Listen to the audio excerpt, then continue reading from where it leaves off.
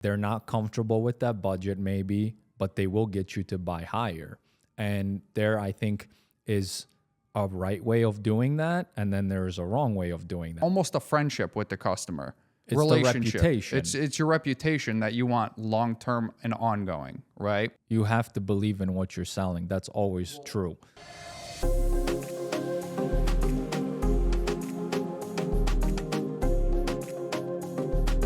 All right, Michael. So in this episode, we're going to be talking about sales, kind of like a sales process and how you should actually sell someone. Of course, there's many different ways, but we'll share our experience of what we've learned over the years. We've even taken courses on sales, and we'll kind of give a little bit of perspective on those courses and what we think about them. So I guess we could start of what you think a couple years ago. What do you think sales was back then? Well, I'll start with, I think there are only two types of salespeople, right? The ones that are sharks, go-getters, and can work around a no very quickly, right? Maybe that falls into both categories because it's just the way I guess it's the way you sell, right? It's the shark, the go-getter that's kind of up your butt the whole entire time, right? And then the other one is the hands-off, kind of go with the flow type of person that lets you come to these conclusions first instead of the shark, quote unquote, way would be like in your face about it, right? So I personally think those are the two main types of salespeople, and then there's kind of like subcategory salespeople within those two. But those would be the two main ones. Okay. And from what you said there a couple years ago, what do I think it was like? I think the gurus all over the internet were trying to create the archetype one, the shark. They were trying to make everybody into a shark salesperson because they were themselves pushing that way, right?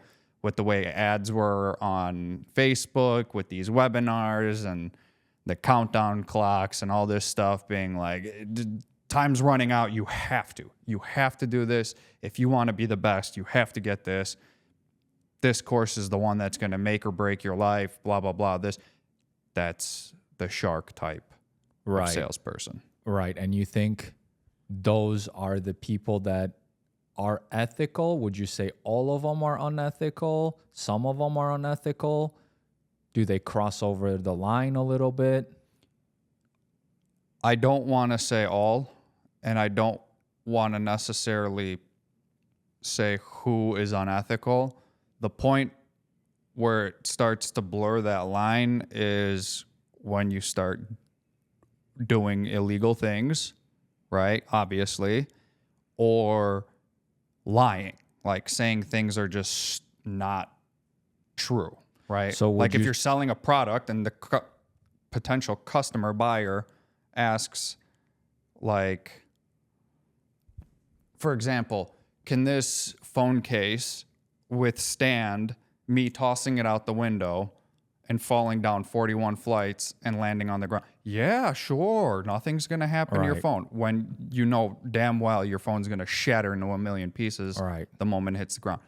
That's being unethical, right? We could all agree on that. For sure. And I mean, there's a lot of people, they just say yeah to whatever, right? Anything to close a sale. Exactly. And one thing that comes to mind is, what if someone is telling you sale ends midnight and that sale never technically ends? Because there's funnels online right now that you'll go on that page and it will tell you, okay, this is over in 24 hours or something like that. You go in there 2 days later, it's the same exact funnel and it never ends. Would you say that that's technically lying? It is lying. It is lying. It is lying. I guess there's levels to how,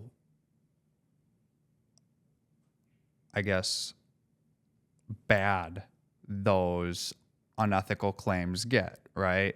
Like, yeah, it's unethical because it's a lie and it's not true, but is it really hurting somebody versus a blatant lie where they need the product or service to do a certain thing and they are only going to buy it if it does that. But if it doesn't and you tell them yes, then it's a lie. Right. Then it's like, that's way worse, I believe, than it being like, oh, this sale ends today, but In reality, in it reality, probably it never doesn't. even ends. Right. There was a huge company that literally just got sued for a lot of money that was doing that. I forgot. Oh, I think it was the course selling marketplace Udemy. I don't know if exactly the details, but I thought I saw somewhere because they have sales running all the time where their courses were like $89, but you could get it for like $10 or something, and it says expiring tomorrow, right? But it never expired. I think now it does because of what happened. Like I'm not 100% sure, but I think they changed their strategy because obviously if someone's coming after you, then but you could read about it. I read about it a little bit. So, but I do think that is definitely unethical because when you look at the biggest companies in the world, they don't do that, right?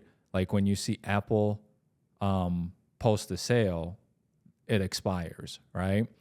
If you see a clothing store or something do a sale, it expires, right? And I think the big deal in that, sure, it doesn't hurt anybody, but it hurts your reputation, right? Because now people will look at it a certain way. If it's the first time that it happened to you, and you can actually read a lot about this on Udemy, because people know that there's like on Reddit, you'll find people talking about it like, yeah, that's like, I know that these sales are there all the time, like, Right. and so they already know that's their perception. And if they come on here, that trust is already gone. They know I'm not going to buy today because that sale is going to be there tomorrow. So that's one way of losing the trust, right? In a thing like that. The other way is just not doing business with a company like that, right? Especially,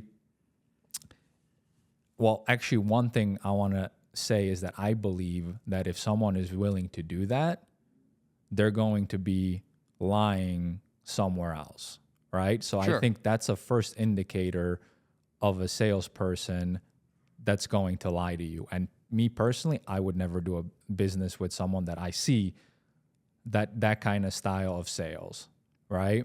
And I agree. And when I was at the furniture store, that is something that I kind of took right from the beginning. Like I knew if we were running a Memorial Day sale and let's say it was 20% off, right?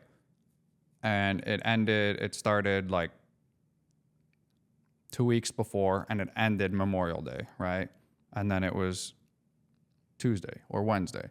And somebody's like, well, I had my coupon. Like, can we still do it? Like I was here over the weekend and I was gonna buy, but I didn't. And like I had already like the quote put together, blah, blah, blah. And in certain instances, it's a little different. Like if you pre-made a quote and something, It kind of gives them an extension. But let's say that they were like, yeah, I was here on Saturday, you even work with the person, but they didn't buy. And now it's Wednesday and they're like, well, I meant to, right? What I would do is I understand, but unfortunately that's expired. I know you were here over the weekend. Let me go talk to the manager and see what I could still do for you, right? And maybe I could still get you that, but not necessarily going to be that same coupon code, right? I made sure to show them like it's not going to work, but I'm going to keep putting in my work Right. as a salesperson ethically Yep. and See what else you could see do. what else I could do. Whether it's give them discounted delivery charge or, another percentage off on top of that discounted delivery charge, make it show to them that like, okay, it's still an ethical company, right? They're not trying to scam people, this or that. There are other salespeople who would be like, yeah, it'll work. Let me just go and put it in. When in reality, they're going to a manager and the manager's putting in a different discount code that's going to equal the 20%, right? Right. In that instance, it's bad because you're just telling the customer like, oh, It never expired. it never expired, when in reality it did. And you're just making the company look bad. Sure, you're making yourself look good because you're like, oh, I'll bend the rules for them. When it's you and I are doing the same thing, but I'm doing it, I would say in my eyes, ethically and the right way because it did end. And we're both still going to management because we couldn't put in coupons ourselves over a certain point. Like we couldn't make a coupon. We couldn't change pricing. Only a manager could. I see. Okay, yeah, but that makes sense. That's something that I feel like is a right approach into sales, right? The other way, I mean, I feel like the people that are doing that, they just don't value a long-term customer, or they don't even know better, okay? Because or they're making so much money up front that they don't care.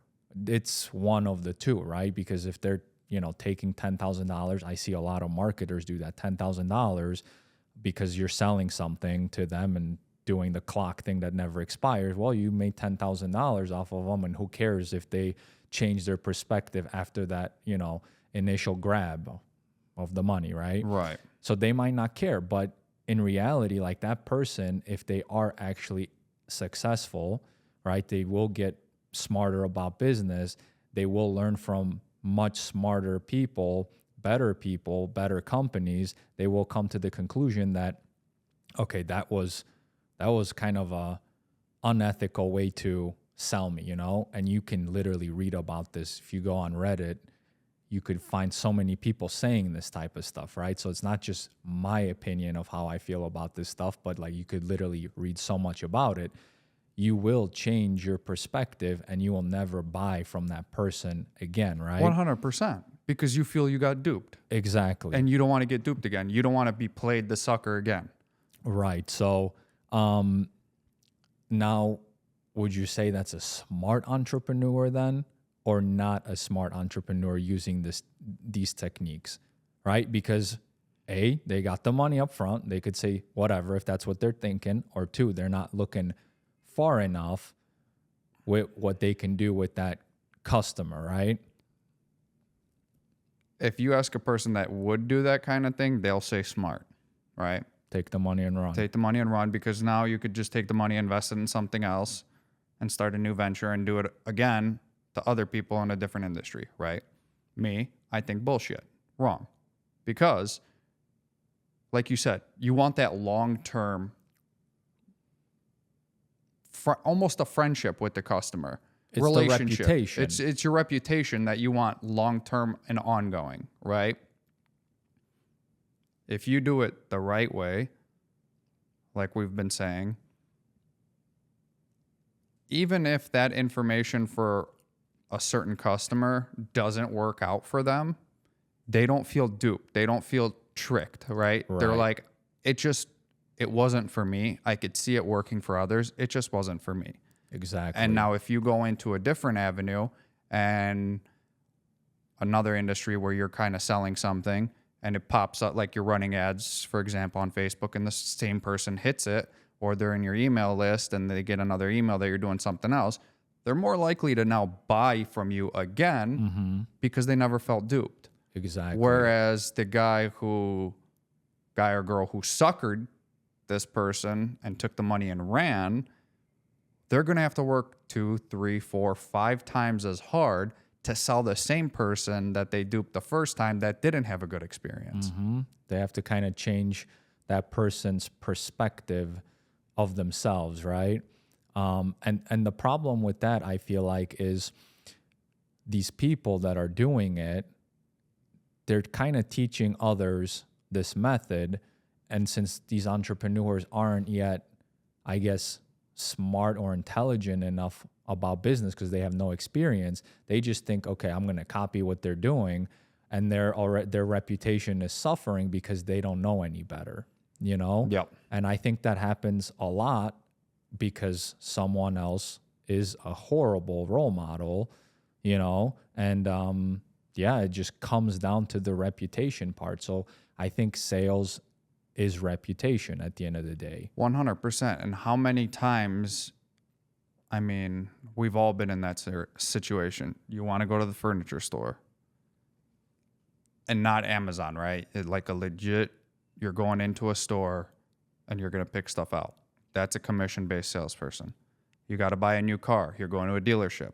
Again, you kind of dread those moments because you know the moment you step into the store, you step into the lot, you're getting ambushed essentially by one salesperson. And if the company's not run well and management doesn't have their salespeople in order, you're essentially going to be bombarded by several who are going to try stealing you from the other salesperson. Right.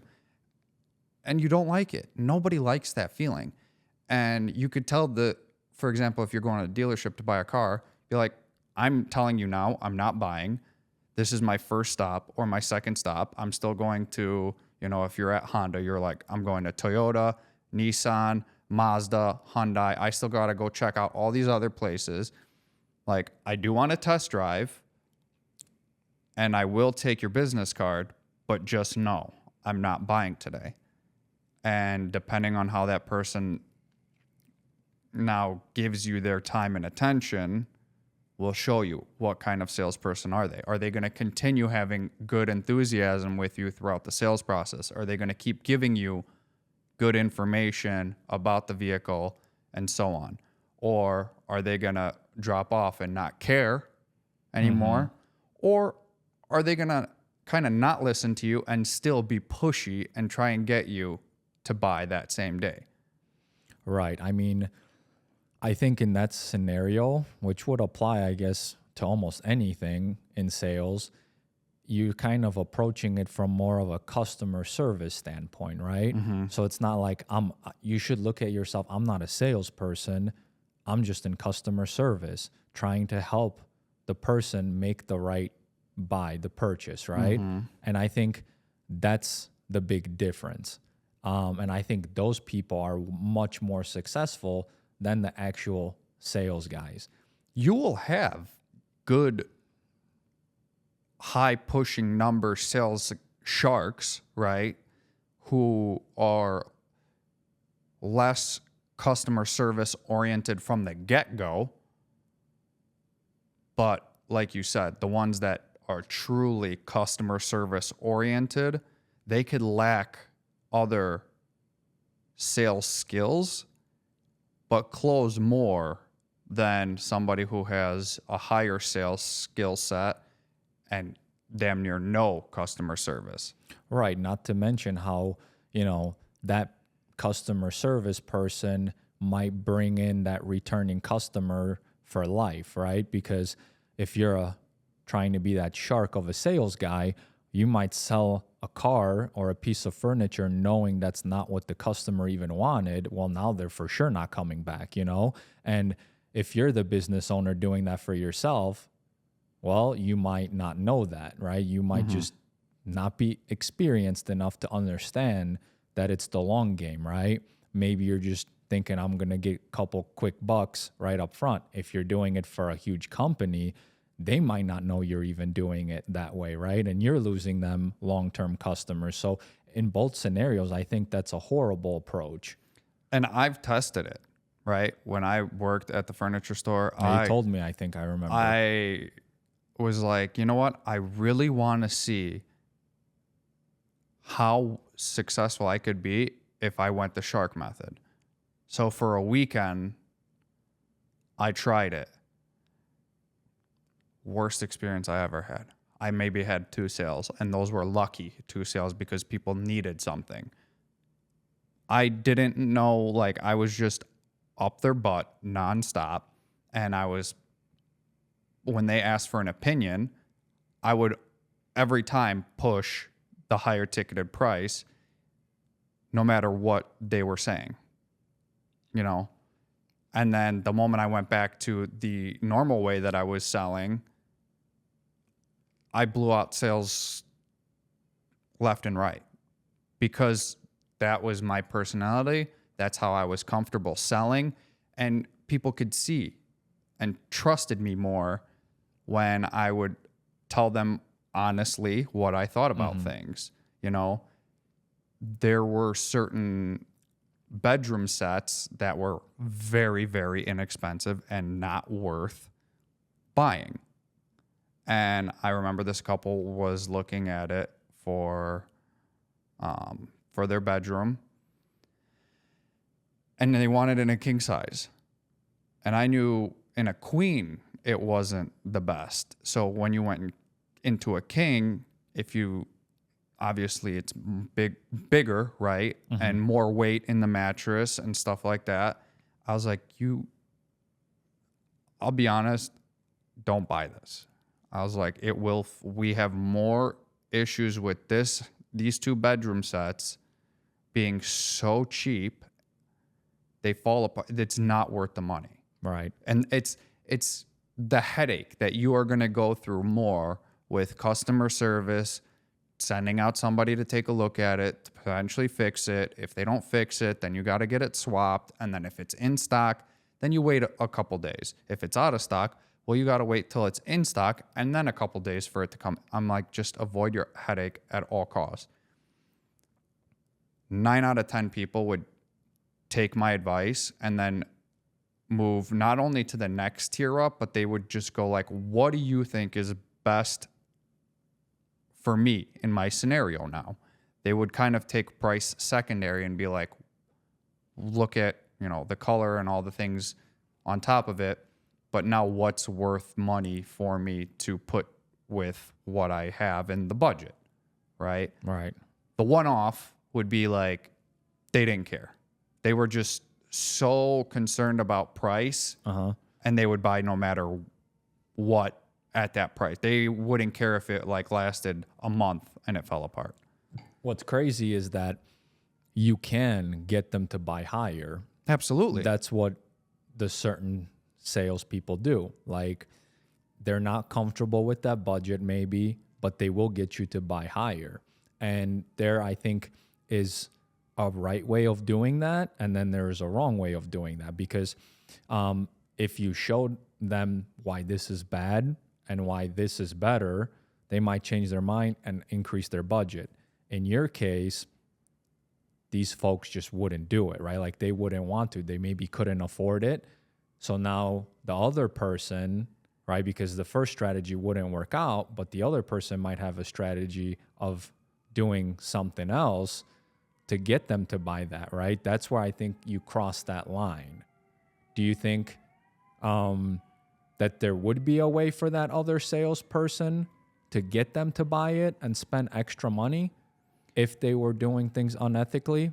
So you're saying the shark salesperson, would they be able to get the person off of the very inexpensive set and move them up to a higher ticket without telling them how the customer service oriented salesperson would be? Exactly. I already know off the bat one way. You tell them it's out of stock. Okay. You tell them it's out of stock and it's not going to be in stock for several months, and they more than likely told you during the sales process at some point, nobody wants to wait for furniture. Right. We all know that, especially after COVID, waiting 6-9 months, a year for stuff. Nobody wants to wait. You buy something, we've talked about it before. We've all gotten used to Amazon's next day delivery. So we're now expecting that with every industry.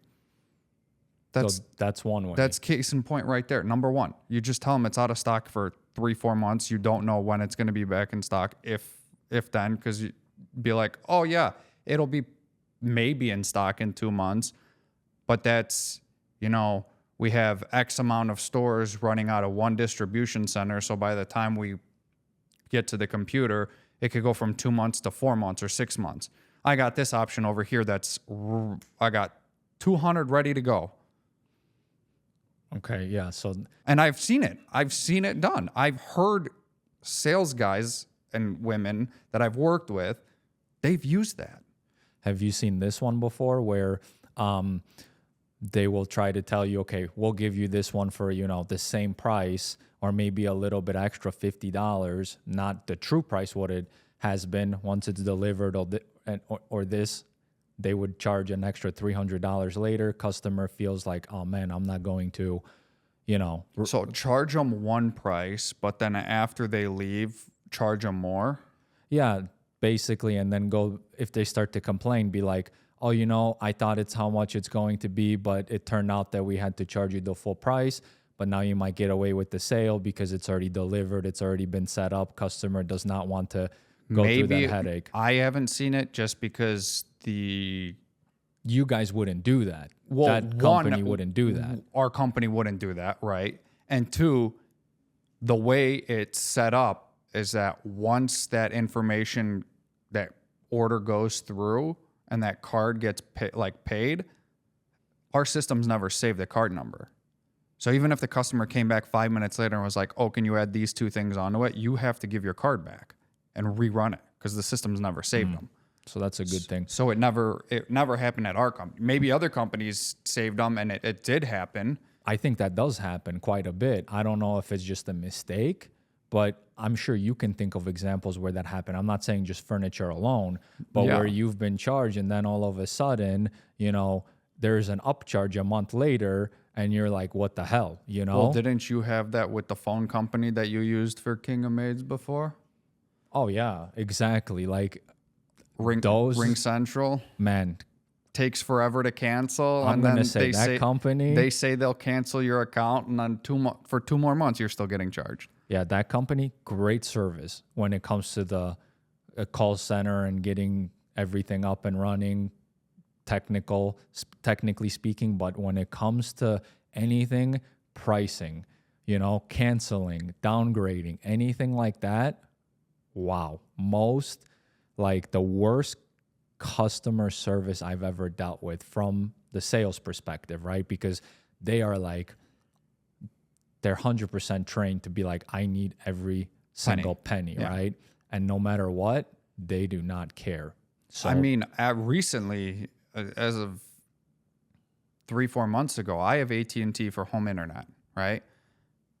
And they started charging for technicians to come out. So $100 every time a tech would need to come out. But when I set it up for somebody to come out, they said that it would only be $100 if the tech found out that it was nothing to do with them, right? Like if my dog or my cat chewed the cord and now that's something on me, or, spilled water and anything that had to do with me doing it, then I'm charged the $100, right? Tech comes out, takes a look at my stuff. Turns out the initial tech that installed my service before, because what I wanted the hardwire Ethernet. There was a port by my TV. I wanted it into the Xbox and the PlayStation so that when I'm playing online, it was faster. It wasn't through Wi-Fi. The initial tech who came in to set it up when we moved in, he crossed the wires, so it wasn't set up properly. That's not on me. AT&T goes and charges me $100. And when I called to complain, I was like, take this off. Like, this shouldn't be on there. And they're like, no, it's like the tech, we told you. I'm like, yes, you told me that it's $100 for the tech to come out, but only if it's my problem or my doing the issue, right? My dog chewed the cord, water spilled, damaged the product, stuff like that. The tech was like, or the customer service rep was like, they didn't know what to say because now they were caught and their sales pitch in their head was gone. Did you get the money back? Yeah, they credited the account. Okay. Well, I mean, see, those companies are so big and you don't have many different options.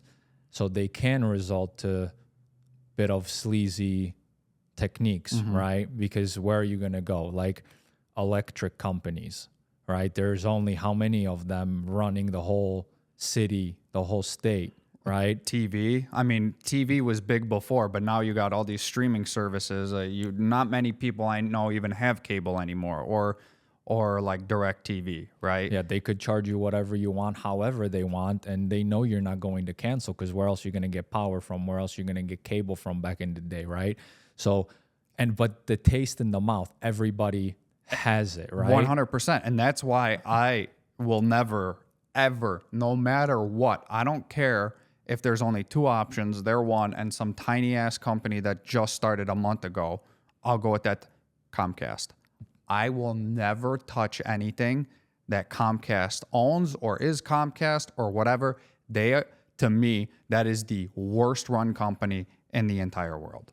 Customer service wise, especially. I've had issues with them. Kevin texted me yesterday. He's like, dude, I've been at Comcast at their store for an hour and a half just trying to swap out a modem.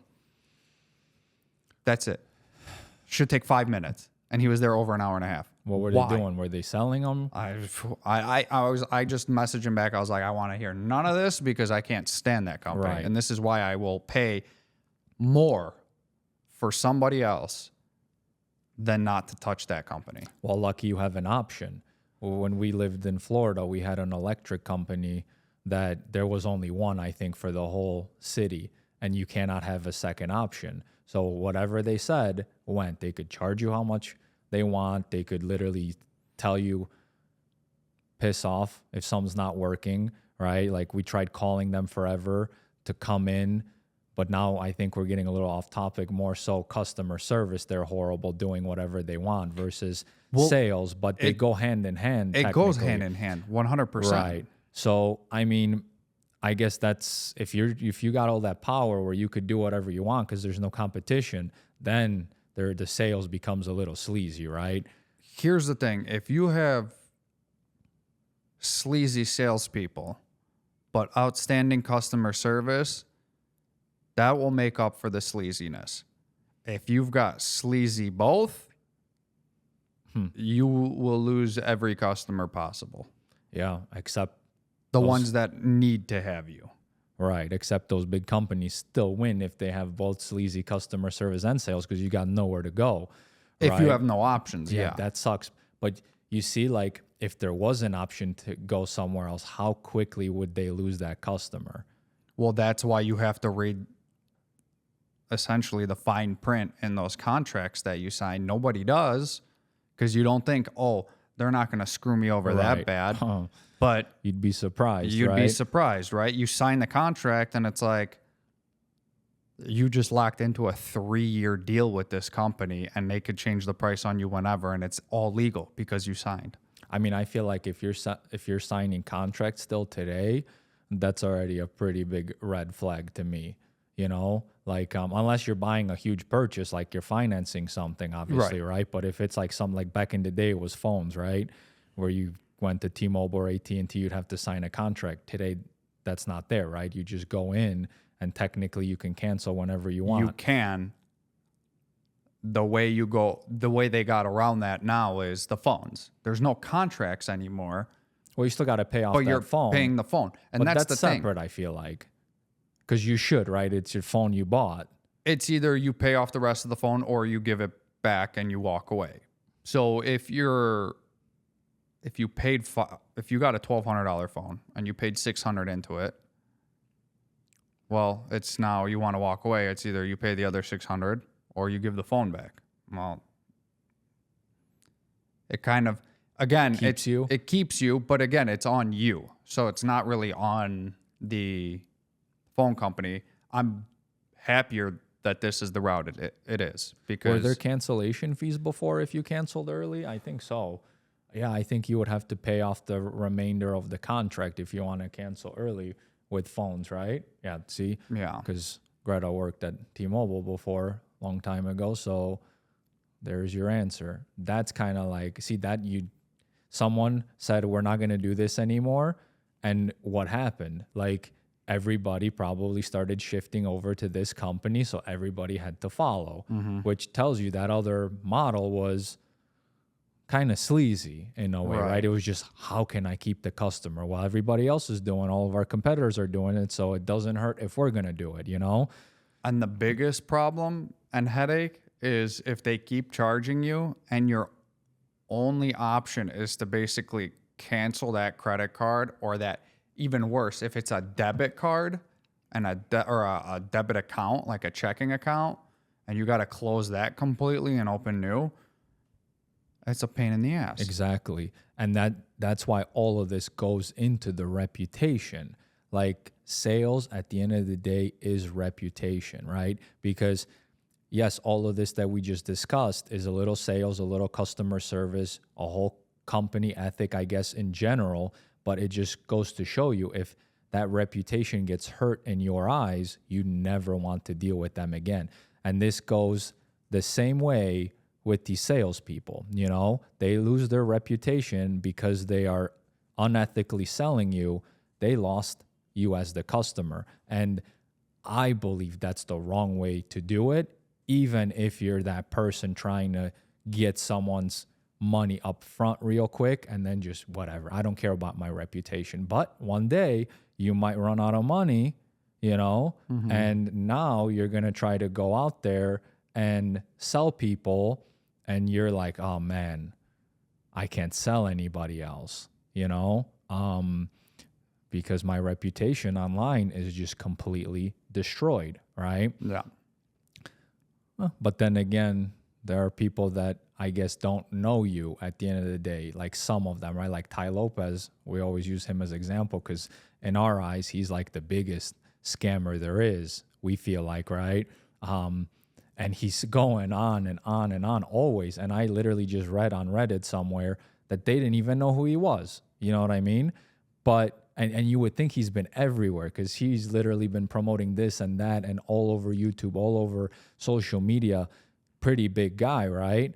But then there's still people that don't know about him. Well, that's what we were talking about in I forgot what episode. It's like every 5 to 7 years, you have a new wave or cycle of people that like get older and forget, right? Obviously.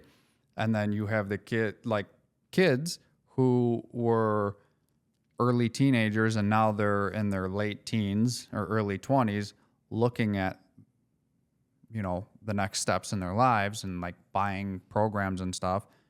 Well, they didn't hear about this person then because they weren't looking for it. And now that cycle happens over and over. And that's why those guys, those scummy, scammy marketers, the shark salespeople, they know that those cycles happen. But here's the problem. What I said and what you said happens. It's true. There are those people that won't know you, but now it's online, right? So at first you were getting away with it, but now this person who doesn't know you can Google you, right? Do some research, be like, is Ty Lopez a scam?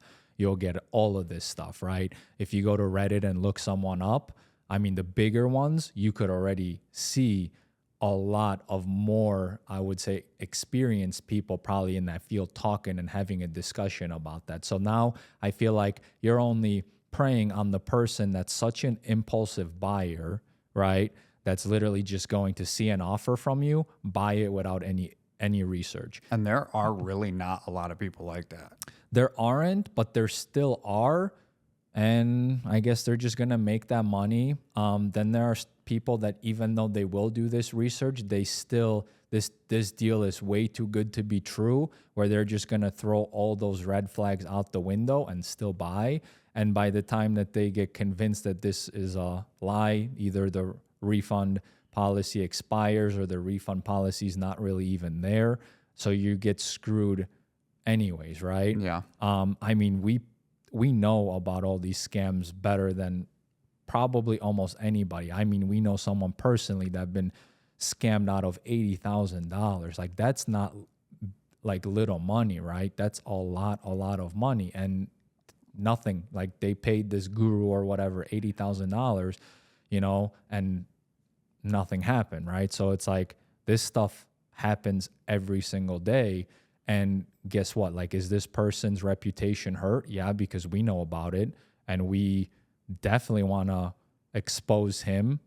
And one day I hope we will, and he comes on the show and talks about it, right? But like, you see, you're making enemies like that. So one day, maybe there's nothing else out there about you today, but in 5 years, or maybe it's already there, right? you're screwed. Who are you going to sell when a video about this guy comes out on a podcast like that and everybody watches? Nobody's going to want to do business with you. That like 100% true. Going into back to like the sales like at the furniture store or anywhere else, if you are more customer service based versus a sales pushy, everybody knows that there's going to be pushy salespeople. So if you're another pushy salesperson, shark, Oh, you're going to love them. well, for that, yeah, but I'm talking like if you want to be remembered, right? If you want these customers to remember you, being the more customer service based person that really listens to the customer, you're going to be remembered like that over a shark pushy salesperson, because I've experienced it. I've had people come back right when I first started. Within the first like month of me starting, I already had return customers that We're asking. they were asking for me. They stopped in real quick for like 20 minutes during the week and then came back with their spouse on the weekend and asked about me. And when I had my first be back, customer return for me, within the first 2 weeks, I was like, are you sure it's for me and not the other Mike? I'm like, I didn't think I had made an impression on anybody to already be asking about me. But very quickly I saw that among me and other people who were more pushy, they would kind of be like, I could see you being a pushy salesperson. And you're just another pushy salesperson in their head.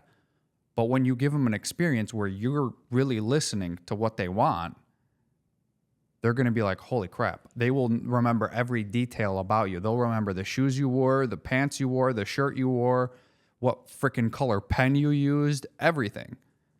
Right. Versus anybody else. And I was so shocked by that. And when I realized what it was, I went in 200%, even more. That's my personality type already. Mm-hmm. But once I realized that's what it was, I pushed my customer service to the top. And what you're doing, I think, makes the best salespeople, right? Yeah. And that's what I think a lot of people have to realize, because there's a lot of people on social media that will be trying to tell you that, no, you have to do this, right? You have to do it this way. This is the only way to speak to this person.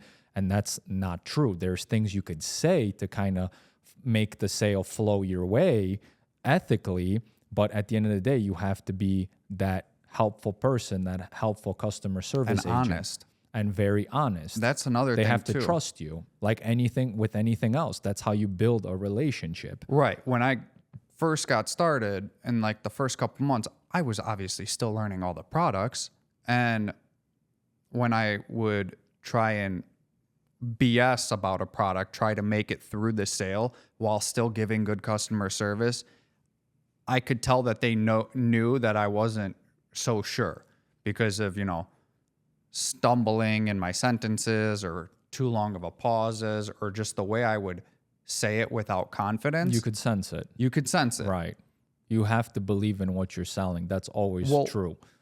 Obviously. And know the product. And know the product. When I started switching to stop BSing my way through the sale and just being honest, like, hey, I just started. I'm still learning all the product. Let me find it and give you a correct answer. Or be like, you know what? My manager knows a lot more about this product. Let me go talk with them for a minute and I'll be right back. They Right. loved it because they knew you were honest and being like, I'm not going to get wrong information. I'm not going to get bullshitted here. Right. Maybe it sucks to show like I don't know everything, but that's fine. You're not going to know everything, especially when you start. Or what happens when, a whole new line of product gets released and you have been there a couple of years. Sure, some things might be interchangeable, but you're still not going to know everything that moment. Right. I mean, so you've actually tested all sorts of strategies Right. personally, because even when we started out years ago, when we bought Grant Cardone's Oh, course, dear God. remember, like when we were going through that course, man, that was like the worst advice I've ever seen in my life in a course. Because of that advice, I got death threats. I remember. I got death threats from people more in that couple months. I mean, that's the only time I ever got death threats in my life. I'll say that. ever. And to get it from what I learned from a sales course, Yeah. come on. I'm telling you, you could buy a course for $15 that gives you better advice. I mean, screw it. You could find this stuff for free on YouTube 100%. now, right? But back in the day, maybe it wasn't on YouTube. Probably was, because this was several years ago. But paying $1,000 for that course, university, whatever it is, for such horrible advice that you could have gotten for free or on a $15 course somewhere else, that's mind-blowing. Because and all his tactics were the shark to like the millionth degree. right, and we've used those tactics Right. because I mean, I've already had a successful business before we had that course. So to me, when we were going through this course, I kind of was feeling like, I don't know, this doesn't sound right. This is kind of like opposite from what I've been doing since day one. You know, we were kind of doing sales by being quick on answering the phone, right? You have to be quick, and you would, like we've been saying in this whole episode, help the customer, do the customer service part, right? Whatever they want, and show them which is the better option, right? This one was basically like, okay, he would tell you follow up, wouldn't really say how many times to follow up, but during these follow-ups and these calls, it would just be the advice that you're just questioning the whole values part that you believe in and I believe in, the whole ethics part. Like, if they tell you, do not call me again, he tells you to call because your family's being fed, right? Like your goal is to take their money into your pocket. That's basically what's in the course, right? What was the slogan that we would mock up until today? We even mock it now. They either buy or die. Oh, they either buy or die, which is, I mean, that's wow. I mean, We he's should an have known entertainer at this point, right? But we It's should have not known advice. at that point. But to our side of it, we were very young in the sales right. practices, Right. right? So we were like, oh wow, we were so gung-ho about it. We were ready to use it. We were motivated, ready to go, call everybody. And I cold was doing call. 250 calls a day. With And these techniques, people telling you never to call you again and stuff like that. And I mean, this is what's online. So how, if someone's inexperienced, like we've never done sales before, right? Or what we thought sales was, right? Because what we know sales is now is not what these people are trying to teach you online, right? And back then, if you don't truly know, well, then whatever they say, you believe, right? And that's where you're getting more people to buy into this crap and try to turn them into basically more Grant Cardones and whoever else is out there giving this advice, right? So of course we got suckered into it and believed this is what you have to do. And it took a little bit until you realize, like, yeah, this is stupid. Like, this is not what sales is about, you know? So you've already had kind of experience of doing it the other way. And then you did it the proper way. I hated myself for it. I was like, I'm turning into like the prick that I would completely ignore everywhere else. And then I'm like, why am I doing this? Right. Like, there's so much like better ways, smarter ways to get in front of that customer that you want to talk to and sell so bad, right? Like, figure out how to show up in their Instagram channel so they come to you, you know, and they want to buy from you, which is kind of what he does without telling you that, right? He's telling you cold call and use these stupid techniques, but he himself is on Instagram selling you, so you come to him and his sale is that easy and quick because you already want to buy, right? So it's like he's doing it properly, telling you to do it this way, right? And I mean, I'm just using him as an example because that's the course that we actually took so we could compare. But there's tons of people out there that are teaching you the same insane, stupid stuff. I mean, we could go on all day about this kind of stuff. And to another point, if a sharky salesperson is listening to this, they're going to think, well, you're weak. Well, there's that saying, don't take my kindness don't mistake my kindness for weakness. Just because I'm kind to you doesn't mean I'm weak. Right. And if you're a kind salesperson, that doesn't mean you're weak. It just shows that you have a brain and you're listening to the basic customer's wants and needs. You are gonna have, I have dealt with customers that come in and look for that salesperson, not the shark. They want to stay away from the shark because they are the shark consumer. Right. They are going to now try and get every bottom dollar off of their order so that they could come to you or save them money by getting the weak salesperson. Yeah. And I mean, and I've had it. I had a guy who tried getting 30% off an order right off the bat. And I was like, I started laughing. I'm like, oh,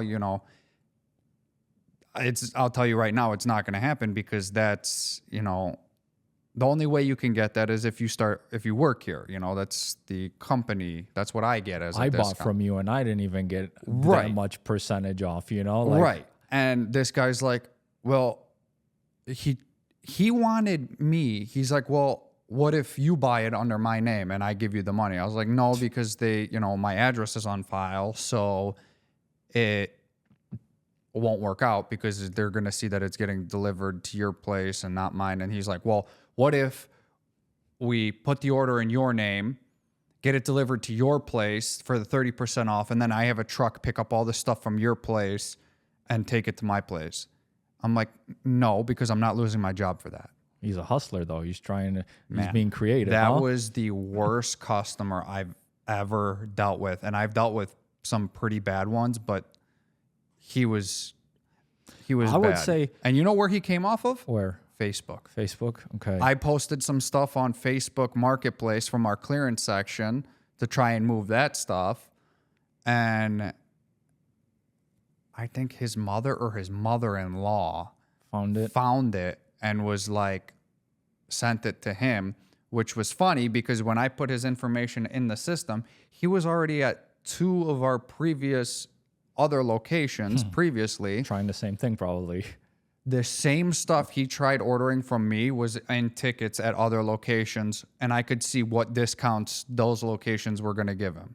So he was trying to find another guy who's going to give in. Yeah, I mean, from a business perspective, I like that guy. He's a creative guy and he's going to get things done. But yeah, I mean, that's a whole different thing.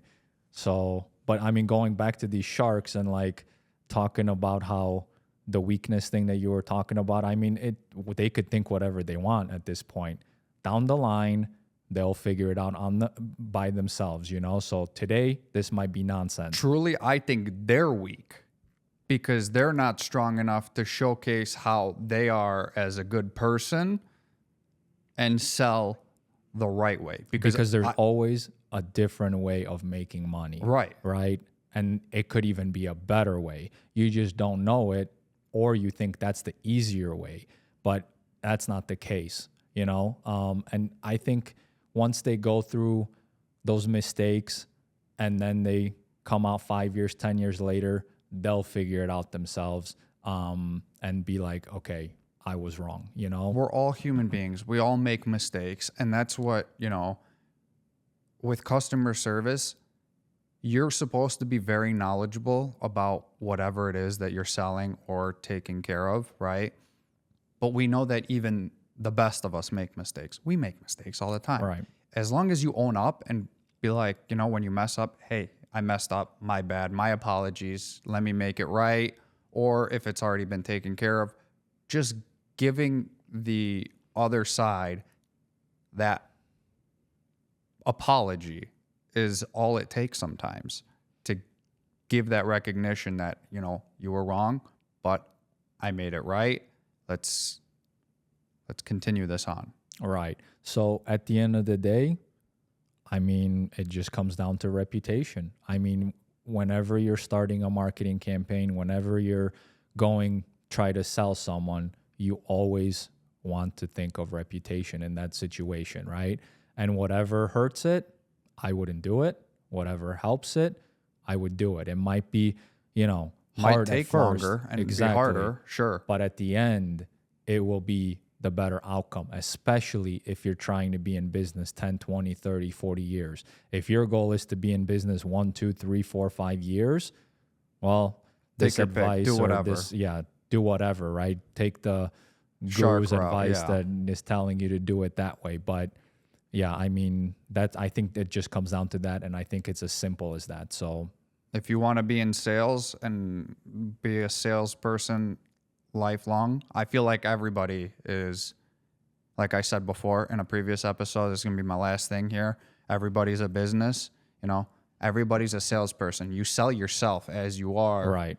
when you're making friends, when you're trying to find a partner, when it's going into a job interview, you're selling yourself. So sell yourself the best way you can. You want to be the best in the nicest possible way, not conceived as like a shark or perceived as a shark or a Right. sleazy person. And in a world where you could get exposed so much faster now than you could have 10, 20, 30 years ago, I would definitely not want to go in the direction where in one quick 5-second search, You piss off one person and the wrong person, you could potentially be exposed in 5 minutes or less, depending on how well their skills are with social media.